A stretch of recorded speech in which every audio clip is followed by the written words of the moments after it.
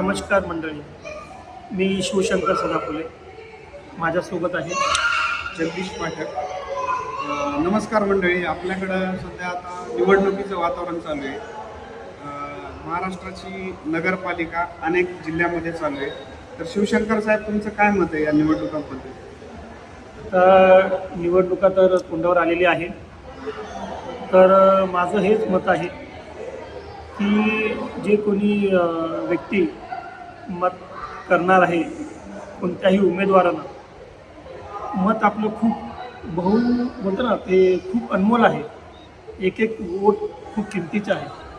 तर माझं असं मत आहे की जो कोणी व्यक्ती मतदान करणार आहे त्यांनी खूप विचार करून, खूप महत्त्वपूर्ण विचार म्हणजे चांगल्या पद्धतीने विचार करून असं मत करावे की जो कॅन्डिडेट किंवा जो उमेदवार आपल्या विभागामध्ये उभा आहे त्या कॅन्डिडेटचं कामं त्यांनी कशा पद्धतीने केलं आहे आणि तो कसं पुढे करणार आहे आणि तो कॅन्डिडेट आपल्याच म्हणजे बोलतात जीवाभावाचा असला पाहिजे, जेणेकरून तो आपल्याकडे आपण जे बोलेल त्या पद्धतीने त्यांनी कामं केली पाहिजे.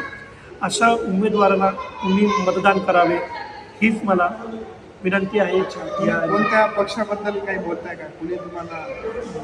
नाही, मी असं कुठल्याही पक्षाला असं मी बोलणार नाही. पक्षाचा आता सध्या मी इथे काही उल्लेख करणार नाही.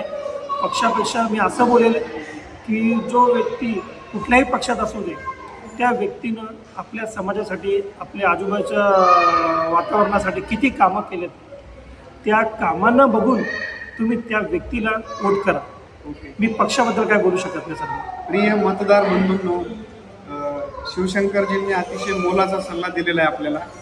आशा करतो की आपण या सल्ल्याचा फायदा घेऊन योग्य उमेदवारांना निवडून द्याल जो आपल्या जीवाभावाचा असेल. धन्यवाद. नमस्कार.